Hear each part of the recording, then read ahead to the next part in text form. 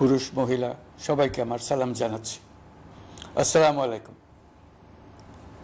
বক্তব্যের শুরুতে আমি গভীর শ্রদ্ধা জানাচ্ছি জুলাই আগস্ট মাসে ফ্যাসিবাদের বিরুদ্ধে ছাত্র শ্রমিক জনতার অভ্যুত্থানে নিহত সকল শহীদের প্রতি। আমি আরও স্মরণ করছি তাদের যারা ফ্যাসিবাদী শক্তির প্রাণঘাতী অস্ত্রের সামনে হিমালয়ের মতো দাঁড়িয়ে অন্যায়ের প্রতিবাদ করে মৃত্যুকে আলিঙ্গন করেছে, আহত হয়েছে, পঙ্গুত্ব বরণ করেছে, হারিয়েছে তাদের চোখের দৃষ্টি। সেই সব বীরদের স্মরণ করছি যারা মিথ্যাচার, লুটপাট, স্বৈরতন্ত্রের বিরুদ্ধে এক দফা দাবি নিয়ে দাঁড়িয়েছিল।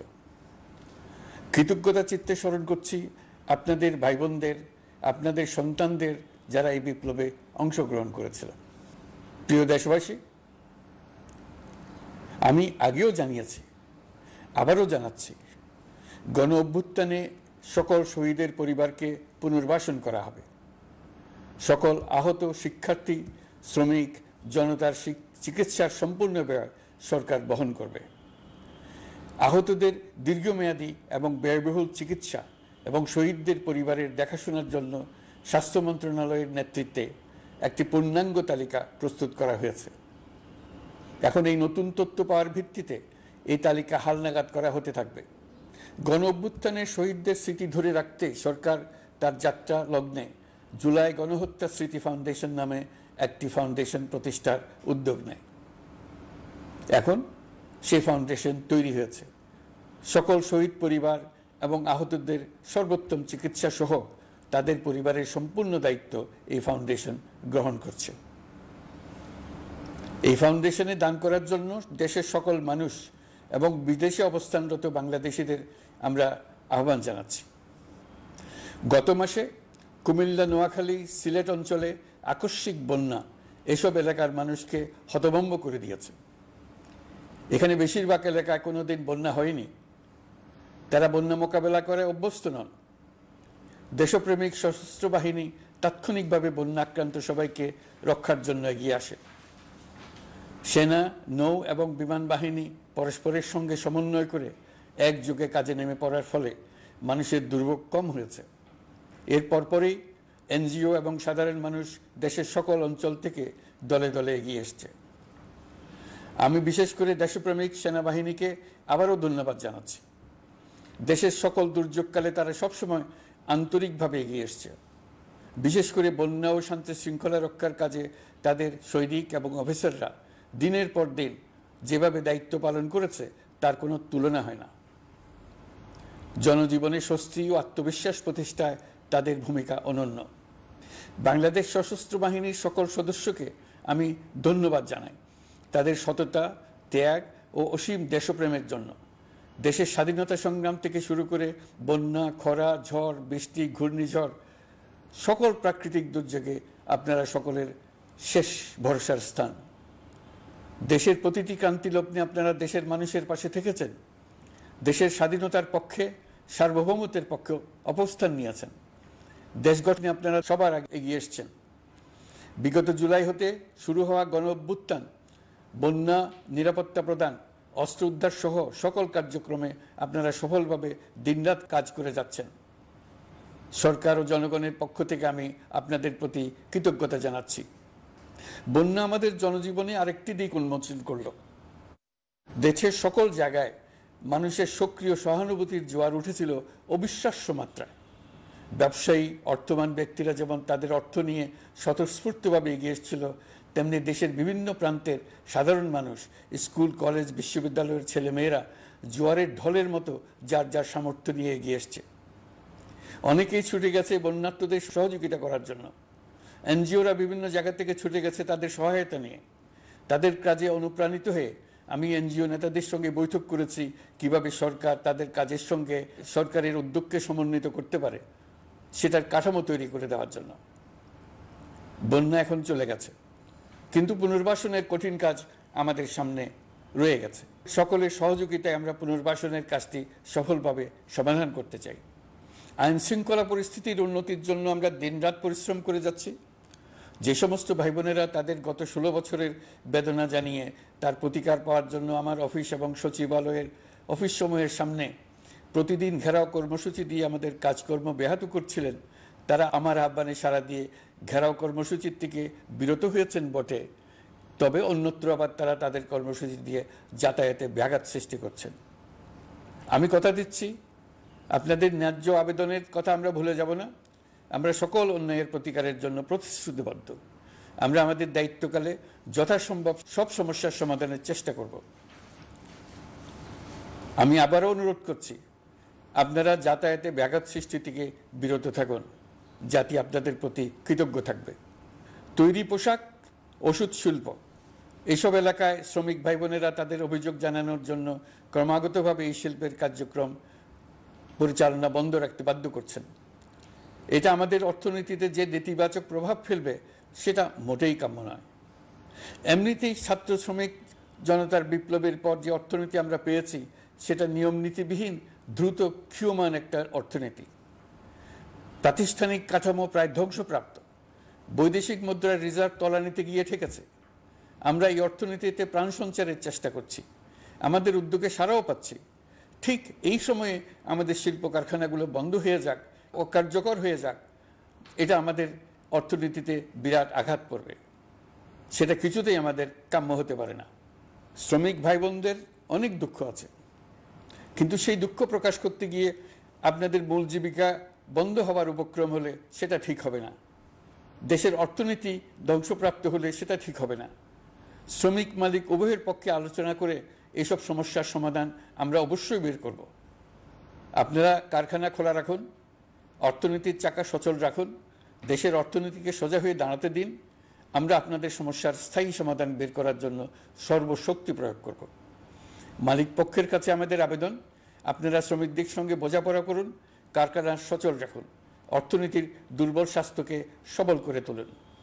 ওষুধ শিল্প এবং তৈরি পোশাক শিল্প দেশের গৌরব। এর মাধ্যমে আমাদের শ্রমিক ভাই বোনেরা তাদের কর্মকুশলতা বিশ্বকে মুগ্ধ করেছে। এর সাফল্য এখন থমকে আছে। আমরা এই দুই শিল্পকে তাদের সম্ভাব্য শীর্ষে নিয়ে যেতে চাই। দুর্বল করার তো প্রশ্নই ওঠে না। এই দুই শিল্পের কোথায় কোথায় বাধা আছে, সমস্যা আছে, সেগুলো চিহ্নিত করে তাকে বাধামুক্ত করতে চাই। আমরা বিদেশি ক্রেতাদের একত্রিত করে তাদের সহযোগিতা চাইব, যেন বাংলাদেশের এই শিল্প দুটি বিশ্বের অন্যান্য দেশের চাইতে বেশি আস্থাযোগ্য হয়ে গড়ে উঠতে পারে। সব কিছুই সম্ভব যদি আমরা শ্রমিক মালিক সম্পর্কটা একটা নির্ভরযোগ্য, আনন্দদায়ক করে গড়ে তুলতে পারি। আমাদের সরকারের প্রথম মাস কাটল, দ্বিতীয় মাস থেকে আমরা নতুন বাংলাদেশ গড়ার ভিত্তি হিসেবে নতুন শ্রমিক মালিক সম্পর্কের সূচনা করতে চাই। এটা দেশের সবার কাম্য। দেশের নতুন প্রজন্ম নির্ভয়ে যেন তাদের ভবিষ্যৎ নিয়ে এগিয়ে যেতে পারে, আমরা সেই লক্ষ্যে কাজ করছি। আমাদের দায়িত্ব অনেক। ন্যায়ভিত্তিক একটা সমাজ গড়ে তোলার জন্য একসাথে অনেকগুলো কাজ আমাদের হাত দিতে হবে। 1 জুলাই থেকে 5 আগস্ট পর্যন্ত ছাত্র জনতার গণ আন্দোলনকে দমন করতে যেসব ফৌজদারি মামলা দায়ের করা হয়েছিল, এর মধ্যে হত্যা মামলা ছাড়া বাকি প্রায় সকল মামলা প্রত্যাহার করা হয়েছে। এইসব মামলায় গ্রেফতারকৃত সকলে মুক্তি পেয়েছে। দায়িত্ব গ্রহণের শুরুতেই অন্তর্বর্তীকালীন সরকার বিচার বিভাগের বড় সংস্কারের কাজে হাত দিয়েছে। যোগ্যতম ব্যক্তিকে প্রধান বিচারপতি নিয়োগ দেওয়াতে মানুষের মনে নতুন আশার সঞ্চার হয়েছে। আপিল বিভাগের বিচারপতি নিয়োগ, অ্যাটর্নি জেনারেল নিয়োগ এবং অন্যান্য নিয়োগগুলি অতি গুরুত্বপূর্ণ নিয়োগ, যেগুলো সবকটাই সম্পন্ন হয়েছে। সন্ত্রাস দমন আইন ও ডিজিটাল সাইবার নিরাপত্তা আইনে দায়েরকৃত মিথ্যা হয়রানিমূলক মামলাগুলো প্রত্যাহার করা হচ্ছে। সাইবার নিরাপত্তা আইন সহ বাংলাদেশে বিদ্যমান সকল কালো আইনের তালিকা করা হয়েছে। অতি সত্বর এই সকল কালো আইন বাতিল ও প্রযোজ্য ক্ষেত্রে সংশোধন করা হবে। সাংবাদিক সাগর রনি হত্যাকাণ্ড সহ বহুল আলোচিত 5টি হত্যাকাণ্ডের তদন্ত ও বিচার অগ্রাধিকার ভিত্তিতে ও দ্রুততম সময়ে নিষ্পত্তির জন্য সহায়তা প্রদান করা হচ্ছে। সম্প্রতি আমরা বলপূর্বক গুম থেকে সকল ব্যক্তির সুরক্ষার জন্য আন্তর্জাতিক কনভেনশনের সনদে স্বাক্ষর করেছি। ফলে স্বৈরাচার দ্বারা প্রতিষ্ঠিত গুম সংস্কৃতির সমাপ্তি ঘটানোর জন্য আন্তর্জাতিকভাবে আমরা প্রতিজ্ঞাবদ্ধ হলাম। এছাড়া আমরা ফেসিবাদ শাসনের 15 বছরে গুমের প্রতিটি ঘটনা তদন্ত করার জন্য পৃথক একটা কমিশন গঠন করছি। যেসব পরিবার তাদের নিখোঁজ পিতা, স্বামী, পুত্র এবং ভাইদের পাওয়ার জন্য বছরের পর বছর যন্ত্রণার সাথে অপেক্ষা করছেন, আমরা আপনাদের বেদনায় সমব্যথী। আয়নাঘরগুলো বন্ধ করে দেওয়া হয়েছে এবং সেই সাথে বের হয়ে আসছে ফ্যাসিস্ট হাসিনা সরকারের গুমের শিকার ভাই বোনদের কষ্ট ও যন্ত্রণা গাথা। আমাদের তরুণ প্রজন্মের ভবিষ্যৎ যেন উজ্জ্বল হয়, সেটা নিশ্চিত করতে শিক্ষা ব্যবস্থার দিকে আমাদের পূর্ণ নজর রয়েছে। ইতিমধ্যে প্রথম শ্রেণী থেকে দ্বাদশ শ্রেণী পর্যন্ত বর্তমানের ত্রুটিপূর্ণ শিক্ষাক্রম পরিবর্তন করা হয়েছে। বই সংশোধন ও পরিমার্জনের কাজ শেষ পর্যায়ে আছে। এই সংস্কারের কাজ অব্যাহত থাকবে। বিশ্ববিদ্যালয়সমূহের উচ্চ প্রশাসনিক পদগুলো পূরণ করে শিক্ষা কার্যক্রম স্বাভাবিক করার কাজ দ্রুত গতিতে এগিয়ে চলেছে। বেসরকারি শিক্ষা প্রতিষ্ঠানগুলোর পরিচালনা বোর্ডে দখলদারিত্বের রাজনীতি বন্ধ করার ব্যবস্থাও নেওয়া হয়েছে। আপনারা নিশ্চয় লক্ষ্য করেছেন, আমাদের প্রথম মাসে দেশের প্রায় সকল বিশ্ববিদ্যালয়ের উপাচার্য এবং উপাচার্য মহোদয়গণ পদত্যাগ করেছেন। উচ্চশিক্ষার ক্ষেত্রে এটা বিরাট শূন্যতার সৃষ্টি করেছে। প্রথম মাসে আমরা ক্রমাগতভাবে প্রতিটি বিশ্ববিদ্যালয়ে সবার কাছে গ্রহণযোগ্য এমন উপাচার্য এবং উপাচার্য নিয়োগ দেওয়ার কাজ শুরু করেছে। এর ফলে সকল সরকারি এবং বেসরকারি বিশ্ববিদ্যালয়গুলোতে নতুন উদ্যমে কাজ শুরু করার পরিবেশ সৃষ্টি হয়েছে। সংবাদ মাধ্যম ও মত প্রকাশের পূর্ণ স্বাধীনতা ইতিমধ্যে নিশ্চিত করা হয়েছে। আমরা সবাইকে বলে দিয়েছি, আপনারা মন খুলে আমাদের সমালোচনা করুন, আমরা সবার মতামতের প্রতি শ্রদ্ধাশীল। মিডিয়া যাতে কোনো রকম বাধা বিপত্তি ছাড়া নির্বিঘ্নে তাদের কাজ করতে পারে, সেজন্য একটা মিডিয়া কমিশন গঠন করা সরকারের সক্রিয় বিবেচনাধীন। আরও যেসব কমিশন সরকার সহ অন্য সবাইকে জবাবদিহিতার আওতায় আনতে পারে, আমরা তাদের পুনর্গঠন ও সংস্কারের উদ্যোগ নিয়েছি, যাতে তারা আরও শক্তিশালী হয়, জনকল্যাণে কাজ করে। দায়িত্ব গ্রহণের পর বিভিন্ন দেশের সরকার প্রধান টেলিফোনে এবং শুভেচ্ছা বার্তা পাঠিয়ে আমাকে অভিনন্দন জানিয়েছেন। বিভিন্ন দেশের রাষ্ট্রদূত এবং হাই কমিশনার বৃন্দ আমার সাথে সাক্ষাৎ করে দ্বিপাক্ষিক সহযোগিতা বৃদ্ধির আশ্বাস দিয়েছেন। আমার অনুরোধে সংযুক্ত আরব আমিরাতের 57 জন বাংলাদেশি যারা ফ্যাসিবাদ বিরোধী বিক্ষোভে অংশগ্রহণ করা বিভিন্ন মেয়াদে কারাদণ্ডে দণ্ডিত হয়েছিলেন, তাদের সাধারণ ক্ষমা ঘোষণা করেছেন সে দেশের সরকার। ইতিমধ্যে তাদের কয়েকজন দেশে ফিরে এসেছেন। এই ক্ষমা প্রদর্শন ছিল অতি বিরল একটি ঘটনা। এই জন্য আমি সংযুক্ত আরব আমিরাতের রাষ্ট্রপতি শেখ মোহাম্মদ বিন জায়েদ আল নাহিয়ানকে ধন্যবাদ ও কৃতজ্ঞতা জানিয়েছি আপনাদের সবার পক্ষ থেকে। যে সমস্ত সরকার প্রধানের সঙ্গে আমার টেলিফোনে যোগাযোগ হয়েছে, তাদের মধ্যে রয়েছেন ভারতের প্রধানমন্ত্রী নরেন্দ্র মোদী, পাকিস্তানের প্রধানমন্ত্রী শাহবাজ শরীফ। আমরা ভারত এবং অন্যান্য প্রতিবেশী রাষ্ট্রসমূহের সঙ্গে সুসম্পর্ক চাই, তবে সেই সম্পর্ক হতে হবে ন্যায্যতা এবং সমতার ভিত্তিতে। ভারতের সাথে আমরা ইতিমধ্যে বন্যা মোকাবেলায় উচ্চ পর্যায়ে দ্বিপাক্ষিক সহযোগিতার আলোচনা শুরু করেছি। দক্ষিণ এশিয়ায় আঞ্চলিক সহযোগিতা বৃদ্ধির লক্ষ্যে আমি সার্ক রাষ্ট্রগোষ্ঠী পুনর্জীবিত করার উদ্যোগ নিয়েছি। আমরা চাই আমাদের দেশ যেন একটি গণতান্ত্রিক দেশ হিসেবে বিশ্বের কাছে সম্মানের সাথে পরিচিত হয়। দেশের পরিকল্পনা যেন দেশের মানুষ কেন্দ্রিক হয়, কোনো নেতা বা দল কেন্দ্রিক না হয়। আমরা স্বৈরাচারী হাসিনা সরকারের অহেতুক কোটি কোটি টাকা ব্যয়ের প্রকল্প বাস্তবায়িত হতে দেখেছি, যেগুলো কখনোই দেশের মানুষের জন্য ছিল না, বরং এর সাথে জড়িত ছিল কুৎসিত আমিত্ব এবং বিশাল আকারের চুরি। চলমান এবং প্রস্তাবিত সকল উন্নয়ন প্রকল্পগুলোর যাচাই বাছাই করার কাজ ইতিমধ্যে আমরা শুরু করেছি। প্রকল্প বাস্তবায়নের পর্যায় বিবেচনা করে বাকি কাজে ব্যয়ের সাশ্রয় এমনকি প্রয়োজন মতে তা বাতিল করার কথা বিবেচনা করা হবে। দেশের মানুষকে আর ফাঁকি দেওয়া চলবে না। কর্মসংস্থান তৈরি করবে এমন প্রকল্পগুলোকে আমরা অগ্রাধিকার দেব। লুটপাট ও পাচার হয়ে যাওয়া অর্থ ফিরিয়ে আনার উদ্যোগ আমরা নিয়েছি। আর্থিক খাতে শৃঙ্খলা ফিরিয়ে আনতে একটা ব্যাংকিং কমিশনও গঠন করার উদ্যোগ নেওয়া হয়েছে। বিভিন্ন ব্যাংকের পরিচালনা পরিষদ পুনর্গঠন করা হয়েছে। ব্যাংকিং খাতে এই এক মাসে বিরাট পরিবর্তন এসেছে, আপনারা নিশ্চয়ই সেটা লক্ষ্য করেছেন। আমরা এই খাতে নিয়ম নীতি প্রতিষ্ঠা করতে পেরেছি। আরও অনেক কাজ বাকি রয়ে গেছে। প্রথম মাসের কাজ হিসেবে শুধু প্রধান কাজগুলো করেছে, তার সঙ্গে রয়েছে আরও অনেক পরবর্তী কাজ। ফ্যাসিবাদী সরকার লুটপাট করার জন্য নতুন করে 60,000 কোটি টাকা ছাপিয়ে বাজারে ছাড়ার কারণে মুদ্রাস্ফীতির শিকার হয়েছে দেশের মানুষ। এই অতুলনীয় মুদ্রাস্ফীতি নিয়ন্ত্রণ অন্তর্বর্তী সরকারের অন্যতম প্রধান লক্ষ্য। মুদ্রাস্ফীতি নিয়ন্ত্রণের লক্ষ্যে পলিসি সুদের হার বৃদ্ধি করে 9% উন্নীত করা হয়েছে। মূল্যস্ফীতি থেকে সাধারণ মানুষকে সুরক্ষা দেওয়ার উদ্দেশ্যে ওএমএস, খাদ্যবান্ধব কর্মসূচি সহ সুলভ মূল্যে প্রান্তিক মানুষের কাছে নিত্য প্রয়োজনীয় দ্রব্য সরবরাহ চলমান রাখা হয়েছে। মূল্যস্ফীতি মোকাবেলায় চলতি অর্থ বছরে চাল ও গম আমদানির জন্য 5,800 কোটি টাকা, আভ্যন্তরীণ সংগ্রহের জন্য 8,900 কোটি টাকা এবং খাদ্য ভর্তুকির 3টি প্রোগ্রামের জন্য 7,360 কোটি টাকা বরাদ্দ রাখা হয়েছে। বিভিন্ন স্টেক হোল্ডারের সাথে সভা করে মূল্যস্ফীতি নিয়ন্ত্রণের করণীয় সমূহ চিহ্নিত করা হয়েছে। পরিচালন ও উন্নয়ন ব্যয় যৌক্তিক পরিমাণে হ্রাস করার জন্য কার্যক্রম গ্রহণ করা হয়েছে। কৃষিপণ্য উৎপাদনের জন্য সার আমদানির ক্ষেত্রে প্রয়োজনীয় বৈদেশিক মুদ্রার সরবরাহ নিশ্চিত করার পদক্ষেপ নেওয়া হয়েছে। প্রকৃত চাষিগণ যাতে কৃষি ঋণ পেয়ে থাকেন তা নিশ্চিত করার উদ্যোগ নেওয়ার পাশাপাশি কৃষি ঋণের পরিমাণ বৃদ্ধি করা হয়েছে। মার্কিন ডলারের বিপরীতে টাকার বিনিময় হার স্থিতিশীল রাখার লক্ষ্যে বৈদেশিক মুদ্রার বিনিময় হারকে বাজার ভিত্তিক করা হয়েছে। কালো টাকা সাদা করার অনৈতিক অনুমতি বাতিল করা হয়েছে। বৈদেশিক মুদ্রার রিজার্ভ বৃদ্ধি করতে বিভিন্ন উন্নয়ন সহযোগীদের কাছ থেকে বাজেট সাপোর্ট চাওয়া হয়েছে।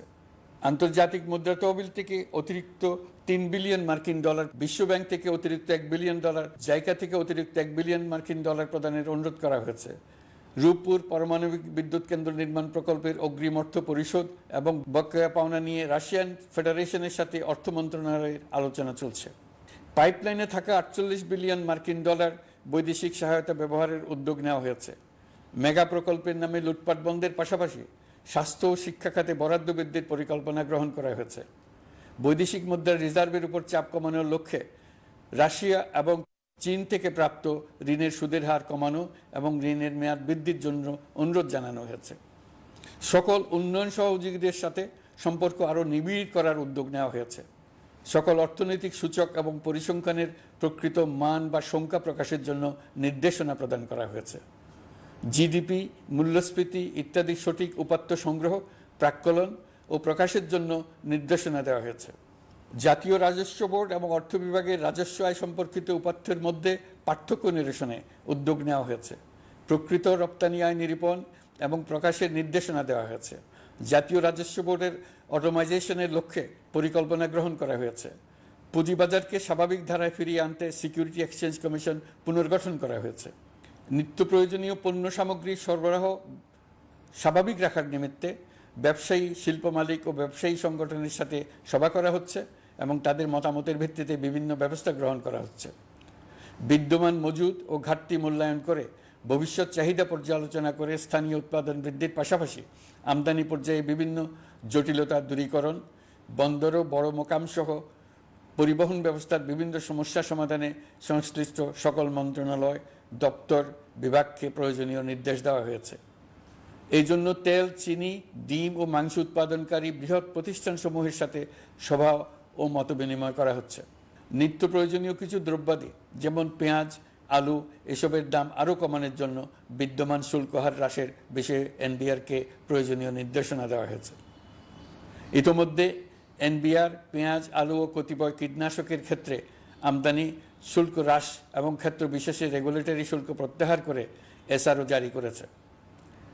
নিম্ন আয়ের 1 কোটি পরিবারকে টিসিবির মাধ্যমে হ্রাসকৃত মূল্যে কিছু পণ্য যেমন পরিবার প্রতি চাল মাসে 5 কেজি, সয়াবিন তেল মাসে 2 কেজি, মসুর ডাল মাসে 2 কেজি দেওয়া হচ্ছে। এটি সামনের দিনগুলোতে অব্যাহত রাখা হবে। সরকার দায়িত্ব গ্রহণের পর জনপ্রত্যাশা অনুযায়ী বিদ্যুৎ, জ্বালানি ও খনিজ সম্পদ মন্ত্রণালয় হতে বিদ্যুৎ ও জ্বালানির দ্রুত সরবরাহ বৃদ্ধি আইনের অধীনে চলমান সকল প্রকার নেগোসিয়েশন, প্রকল্প বাছাই এবং ক্রয় প্রক্রিয়াকরণ কার্যক্রম আপাতত স্থগিত করা হয়েছে।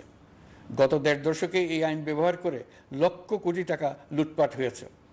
বিদ্যুৎ, জ্বালানি ও খনিজ সম্পদ মন্ত্রণালয়ের আওতাধীন কোম্পানিসমূহে অধিকতর স্বচ্ছতা ও জবাবদিহিতা আনার লক্ষ্যে কোম্পানিসমূহের পরিচালনা পর্ষদ পুনর্গঠন করা হয়েছে।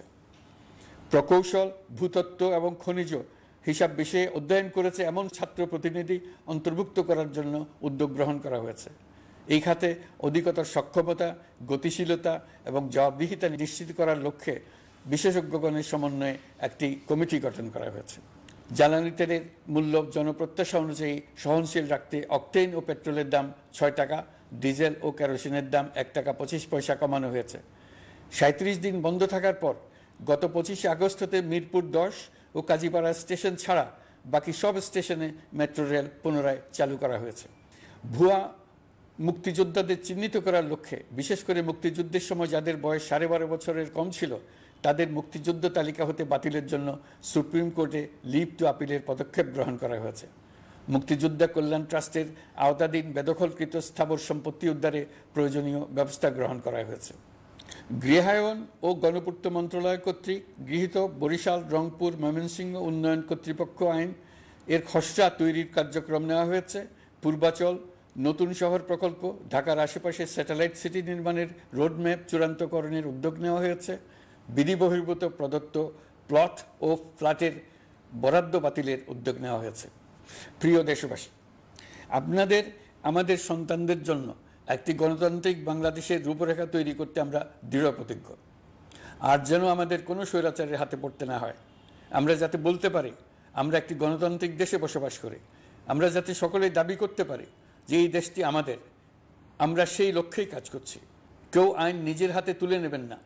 আইন নিজের হাতে তুলে নিয়ে কেউ সমাজে বিশৃঙ্খল পরিবেশ সৃষ্টি করলে আমরা তাকে অবশ্যই শাস্তির আওতায় নিয়ে আসব। আমরা একটি সাম্প্রদায়িক সম্প্রীতির দেশ। ধর্মীয় সম্প্রীতি বিনষ্ট হয় এমন কোনো কাজ কেউ কোনোভাবেই করবেন না। অতীতে শুধুমাত্র আওয়ামী মতাদর্শী না হওয়ার কারণে 18তম থেকে 42তম BCS পর্যন্ত BPSC কর্তৃক সুপারিশকৃত অনেক প্রার্থী নিয়োগ বঞ্চিত হয়েছেন। 8ই আগস্ট পরবর্তী সময়ে এর মধ্যে এদের 259 জনকে নিয়োগ দেওয়া হয়েছে। মাঠ প্রশাসনকে জনবান্ধব এবং দুর্নীতিমুক্ত জবাবদিহিমূলকভাবে গড়ে তোলার জন্য সব ধরনের উদ্যোগ নেওয়া হয়েছে। সরকারি কর্মচারীদের বাধ্যতামূলকভাবে সম্পদ বিবরণী দাখিলের নির্দেশ দেওয়া হয়েছে এবং এটা প্রতি বছর তাদেরকে করতে হবে। ধ্বংস হয়ে পড়া একটা জনপ্রশাসনকে নিয়ে যাত্রা শুরু করেছি। মন্ত্রণালয়গুলোর উচ্চতম পদে যারা নিয়োজিত ছিলেন তারা অনেকে দায়িত্ব ছেড়ে চলে গেছেন, কিংবা পদে থাকলেও সহকর্মীদের চাপের মুখে কাজ করতে পারছিলেন না, বাধ্য হয়ে পদত্যাগ করেছেন। আর যারা 16 বছরের স্বৈরাচারী শাসনের আমলে পদত্যাগে বাধ্য হয়েছিলেন কিংবা দায়িত্ববিহীন অবস্থায় একই পদে থেকে বাধ্য হয়েছেন, তাদের সবার কথা বিবেচনা নিয়ে জনপ্রশাসনকে নতুন করে দাঁড় করানোই ছিল আমাদের প্রথম মাসে কঠিনতম সময়। আবার সকল সমস্যার সমাধান করে একটি নতুন জনপ্রশাসন কাঠামো দাঁড় করাতে পেরেছি, এটাই আমাদের প্রথম মাসের সবচাইতে বড় অর্জন। আমার বিশ্বাস এই জনপ্রশাসন জনগণের ইচ্ছা পূরণে সর্বোচ্চ অবদান রাখতে পারবে। অতি স্বল্প জনবল নিয়ে দাপ্তরিক কার্যক্রম শুরু করা হলেও প্রথম দিকে বিভিন্ন মন্ত্রণালয় ও বিভাগ থেকে পাঠানো বিবিধ প্রস্তাব দ্রুত গতিতে এবং আইনগত সমস্ত বাধ্যবাধকতা মেনে সিদ্ধান্ত নেওয়া হয়েছে। গত 1 মাসে বিভিন্ন মন্ত্রণালয় ও বিভাগ 198টি অতি গুরুত্বপূর্ণ বিষয়ে সিদ্ধান্ত নিয়েছে। জনপ্রশাসনের 135 জন অতিরিক্ত সচিব, 227 জন যুগ্ম সচিব এবং 120 জন উপসচিবকে পদোন্নতি প্রদান করা হয়েছে। 59টি জেলার জেলা প্রশাসককে প্রত্যাহার করা হয়েছে এবং নতুন 59 জন জেলা প্রশাসককে নিয়োগ দেওয়া হয়েছে। 67 জন কর্মকর্তার চুক্তিভিত্তিক নিয়োগ বাতিল করা হয়েছে। 10 জন যুগ্ম সচিব, 8 জন অতিরিক্ত সচিব, 6 জন সচিবকে ওএসডি করা হয়েছে। বাংলাদেশ পুলিশের 80 জন ডিআইজি, 30 জন পুলিশ সুপার সহ 110 জনকে পদোন্নতি প্রদান করা হয়েছে। 1 জন ডিআইজি, 1 জন এডিশনাল ডিআইজি, 4 জন পুলিশ সুপারকে চাকরিতে পুনর্বহাল করা হয়েছে। আইজিপি সহ 10 জন অতিরিক্ত আইজি, 88 জন ডিআইজি, 21 জন এডিশনাল ডিআইজি, 177 জন পুলিশ সুপার সহ মোট 297 জন কর্মকর্তাকে বদলি করা হয়েছে। ছাত্র শ্রমিক জনতার বিপ্লবের মূল লক্ষ্য ছিল গণভবন। এটা ছিল স্বৈরাচারের কেন্দ্রবিন্দু। এই সরকার বিপ্লবের প্রতি সম্মান দেখিয়ে গণভবনকে বিপ্লবের জাদুঘর হিসেবে ঘোষণা দিয়েছে। ছাত্র জনতার ক্ষোভকে স্থায়ীভাবে তুলে ধরার জন্য গণভবনের আর কোনো সংস্কার করা হবে না। ছাত্র জনতার ক্ষোভের মুখে তা যে অবস্থায় দাঁড়িয়েছিল সেই অবস্থায় তাকে রাখা হবে। যেসব মূল্যবান সামগ্রী জনতা নিয়ে গিয়েছিল সেগুলো অনেক ফেরত দিয়ে গেছেন। যারা নিয়ে গিয়েছেন তারা নিজেরাই ফেরত দিয়ে গেছেন। তাদের আমরা দেশবাসীর পক্ষ থেকে ধন্যবাদ জানাচ্ছি। আরও কিছু জিনিস পাওয়া যায়নি। যারা নিয়ে গেছেন তাদের কাছে আমাদের অনুরোধ থাকবে তারা যেন এইসব সামগ্রী ফেরত দিয়ে যান। আমরা উল্লেখ করব এইসব বিক্ষুব্ধ জনতা নিয়ে গিয়েছিল, কিন্তু বিজয়ের পর তারা আবার জাদুঘরে প্রতি সম্মান দেখিয়ে এগুলো ফেরত দিয়ে গিয়েছেন। আমরা নতুন বাংলাদেশকে একটা পরিবেশ বান্ধব এবং জীববৈচিত্র্যময় দেশ হিসেবে গড়ে তোলার উদ্যোগ নিয়েছি। এটি তরুণদের আকাঙ্ক্ষা, আমাদের সবারই আকাঙ্ক্ষা। সেই লক্ষ্যে আমি প্রথমেই একটি ক্ষুদ্র পদক্ষেপ নিয়েছি। আমার বাসভবন এবং সমগ্র সচিবালয়ে প্লাস্টিকের পানির বোতল ব্যবহার নিষিদ্ধ করেছে। ইতিমধ্যে সুপার শপগুলোতে পলিথিনের শপিং ব্যাগ ব্যবহার বন্ধ করার উদ্যোগ নেওয়া হয়েছে। গত কয়েক দশকে যে পরিমাণ নদী দূষণ হয়েছে, আমরা তা বন্ধ করার উদ্যোগ নিয়েছি। আমরা সংস্কার চাই। আমাদের একান্ত অনুরোধ, আমাদের উপর যে সংস্কারের গুরু দায়িত্ব দিয়েছেন, সেই দায়িত্ব দিয়ে আপনারা দর্শকের গ্যালারিতে চলে যাবেন না। আপনারা আমাদের সঙ্গে থাকুন, আমরা একসঙ্গে সংস্কার করব। এটা আমাদের সবার দায়িত্ব। আপনারা নিজ নিজ জগতে সংস্কার আনুন। একটা জাতির সংস্কার শুধু সরকারের সংস্কার হলে হয় না। আপনি ব্যবসায়ী হলে আপনার ব্যবসায় সংস্কার আনুন। ব্যবসায়ী গোষ্ঠীরা তাদের নিজ নিজ সমিতির মাধ্যমে সংস্কার আনুন। সমিতিতে সংস্কার আনুন। নতুন করে সমিতি গঠনতন্ত্র সংশোধন করুন। আপনি শ্রমিক হলে আপনার ক্ষেত্রে আপনি সংস্কার করুন। আপনি রাজনৈতিক নেতাকর্মী হলে আপনার ক্ষেত্রে সংস্কার করুন। আপনি প্রতিষ্ঠান প্রধান হলে আপনার প্রতিষ্ঠানে সংস্কার আনুন। আমি এটাকে সুযোগ হিসেবে গ্রহণ করার জন্য সবাইকে আহ্বান জানাচ্ছি। এই সংস্কারের মাধ্যমে আমরা জাতি হিসেবে নতুনভাবে যাত্রা শুরু করতে চাই। আমাদের এই যাত্রা আমাদেরকে পৃথিবীর একটা সম্মানিত জাতি হিসেবে প্রতিষ্ঠিত করুক, এটাই আমাদের সবার কাম্য, এটাই আমাদের সবার লক্ষ্য। গত এক মাসে আমি বেশ কিছু রাজনৈতিক দলের সঙ্গে পৃথকভাবে বসছি, তাদের সঙ্গে মতামত বিনিময় করেছি। তারা আমাদের উৎসাহিত করেছেন, ছাত্র শ্রমিক জনতার বিপ্লবের লক্ষ্যের প্রতি সমর্থন জানিয়েছেন, সংস্কারের কাজে পূর্ণ সহযোগিতার দেওয়ার আশ্বাস দিয়েছেন। আমি দেশের বিশিষ্ট সম্পাদক বৃন্দের সঙ্গে মত বিনিময় করেছি, তারাও সংস্কারের কাজে পূর্ণ সহযোগিতা দেওয়ার আশ্বাস দিয়েছেন। তারা বিভিন্ন বিষয়ে মূল্যবান পরামর্শ দিয়েছেন। সবার পরামর্শ নিয়ে এখন আমাদের অগ্রসর হওয়ার পালা। আমি বিশিষ্ট ব্যবসায়ীদের সঙ্গে বৈঠক করেছি, তাদের কাছে আমাদের সরকারের লক্ষ্যগুলো ব্যাখ্যা করেছি, তারাও আমাদের লক্ষ্যের সঙ্গে একমত প্রকাশ করেছেন। আপনারা জানেন, ছাত্র শ্রমিক জনতার ঐতিহাসিক জুলাই গণ অভ্যুত্থানের মুখে এবং হাজারো মানুষের আত্মদানের বিনিময়ে বাংলাদেশে ফ্যাসিস্ট সরকারের পতন হয়েছে। এই গণ অভ্যুত্থানের বার্তা ও আকাঙ্ক্ষা বাস্তবায়নের জন্য একটি অভূতপূর্ব সময় ও সুযোগ আমরা এর মধ্য দিয়ে অর্জন করেছি। এর বাস্তবায়ন তথা বাংলাদেশের ফ্যাসিজম বা স্বৈরতান্ত্রিক শাসন পুনরাবৃত্তির আশঙ্কা রোধ এবং জনমালিকানা ভিত্তিক কল্যাণমুখী জনস্বার্থে নিবেদিত একটি রাষ্ট্র ব্যবস্থা প্রবর্তনের লক্ষ্যে কিছু জাতীয় ভিত্তিক সংস্কার সম্পন্ন করা জরুরি হয়ে পড়েছে। উক্ত সংস্কার ভাবনার অন্যতম কেন্দ্রবিন্দু হচ্ছে সুষ্ঠু নির্বাচন ব্যবস্থা, সুশাসন প্রতিষ্ঠা করা। আমরা যেহেতু জনগণের ভোটাধিকার ও জনগণের মালিকানায় বিশ্বাস করি, সেহেতু নির্বাচন ব্যবস্থার উন্নয়নে আমাদের সংস্কার ভাবনায় গুরুত্ব পেয়েছে অধিক। আমরা মনে করি নির্বাচনের নামে সংখ্যাগরিষ্ঠতার একাধিপত্য ও দুঃশাসন মানুষের উপর চাপিয়ে দেওয়া বা এর মাধ্যমে এক ব্যক্তি বা এক পরিবার বা কোনো গোষ্ঠীর কাছে সকল ক্ষমতা কক্ষীগত করে রাখার কোনো ক্রমেই গ্রহণযোগ্য নয়।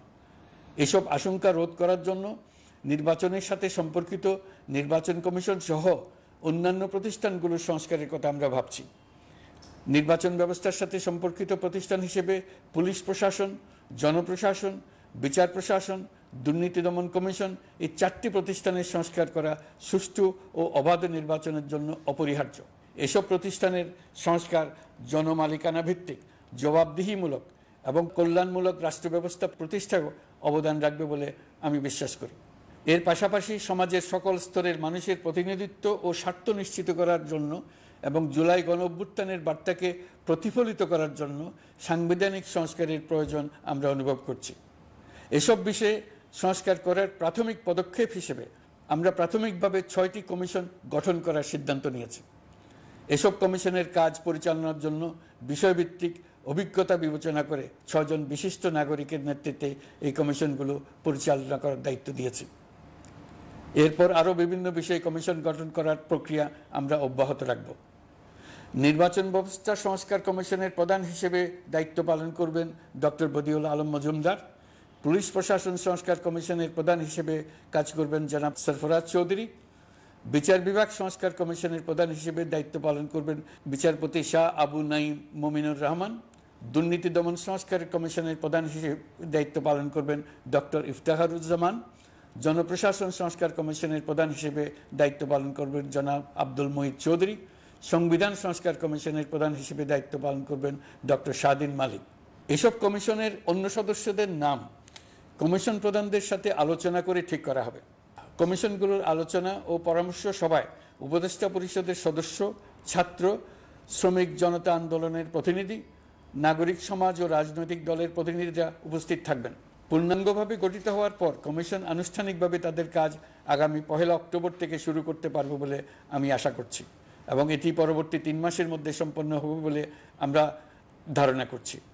কমিশনের রিপোর্টের ভিত্তিতে সরকার পরবর্তী পর্যায়ে প্রধান রাজনৈতিক দলগুলোর সাথে পরামর্শ সভার আয়োজন করবে। চূড়ান্ত পর্যায়ে ছাত্র সমাজ, নাগরিক সমাজ, রাজনৈতিক দলের প্রতিনিধি, সরকারের প্রতিনিধি নিয়ে ব্যাপক ভিত্তিক 3 থেকে 7 দিন ব্যাপী একটি পরামর্শ সভার ভিত্তিতে সংস্কার ভাবনার রূপরেখা চূড়ান্ত করা হবে। এতে এই রূপরেখা কিভাবে বাস্তবায়ন হবে তার একটি ধারণাও দেওয়া হবে।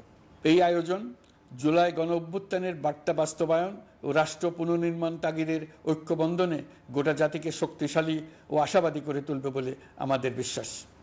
প্রিয় দেশবাসী, আমাদের সামনে অনেক কাজ। সবাই মিলে একই লক্ষ্যে আমরা অগ্রসর হতে চাই। আমাদের মধ্যে, বিশেষ করে আমাদের নতুন প্রজন্মের মধ্যে যে সুপ্ত প্রতিভা লুকিয়ে আছে, সেটা যেন বিনা বাধায় রাষ্ট্রের এবং সমাজের সহযোগিতায় প্রকাশ করতে পারি, সেই সুযোগের কাঠামো তৈরি করতে চাই। সকলে মিলে আমাদের পরিবারের প্রতিটি সদস্যকে, সে ঝাড়ুদার হোক, ছাত্র হোক, শিক্ষক হোক, যে কোনো ধর্মের হোক, সবার সমান অধিকার নিশ্চিত করতে চাই। এই হলো আমাদের সংস্কারের মূল লক্ষ্য। আসুন ছাত্র, শ্রমিক জনতার এই বিপ্লবের লক্ষ্যকে আমরা দ্রুত বাস্তবায়ন করি। আমাদের প্রথম মাসে আমরা যেই গতিতে, যে উদ্যম নিয়ে কাজ এগিয়ে নিয়ে যাওয়ার কথা চিন্তা করেছিলাম, সেটা হয়তো করতে পারিনি বাস্তব অবস্থার পরিপ্রেক্ষিতে। দেশের আইনশৃঙ্খলা পরিস্থিতি স্বাভাবিক রাখা গেলে আশা করি আমরা আমাদের গতি অনেক বাড়াতে পারব। এই জন্য দেশের সকল মানুষের কাছে, শিক্ষক, ছাত্রছাত্রী, কৃষক, শ্রমিক, পেশাজীবী, বড় ব্যবসায়ী, ক্ষুদ্র ব্যবসায়ী, দিনমজুর, গৃহিণী, সকলের সহযোগিতা চেয়েছি। আমাদের কাজ বড় কঠিন, কিন্তু জাতি হিসেবে এবার ব্যর্থ হওয়ার কোনো অবকাশ আমাদের নেই। আমাদেরকে সফল হতেই হবে। এই সাফল্য আপনাদের কারণেই আসবে, আপনার সহযোগিতার কারণেই আসবে। আমাদের কাজ হবে আপনার আমার স্বপ্নকে বাস্তবে রূপায়িত করা। এখন আমরা আমাদের 2য় মাস শুরু করছি। আমাদের 2য় মাসে যেন আপনাদের মনে দৃঢ় আস্থা সৃষ্টি করতে পারি, সেই চেষ্টা করে যাব। ধৈর্য ধরুন, এই কথাটি আমি মোটেই আপনাদের বলবো না। আমরা সবাই অধৈর্য হয়ে পড়েছি। এত সব কাজ কখন যে শেষ হবে এটা চিন্তা করে আমরা অধৈর্য হব, কেন হব না? কিন্তু সঠিকভাবে কাজ করব, কাজে কোনো অধৈর্যের চিহ্ন রাখব না। প্রিয় দেশবাসী, দেশের শিশু, কিশোর কিশোরী, তরুণ তরুণী, ছাত্রছাত্রী, বয়স্ক, বৃদ্ধ, পুরুষ, মহিলা, সবাইকে আবারও আমার সালাম জানাচ্ছি। আসসালামু আলাইকুম। আপনাদের সবাইকে ধন্যবাদ জানাচ্ছি। মহান আল্লাহ আমাদের সকলের সহায় হন।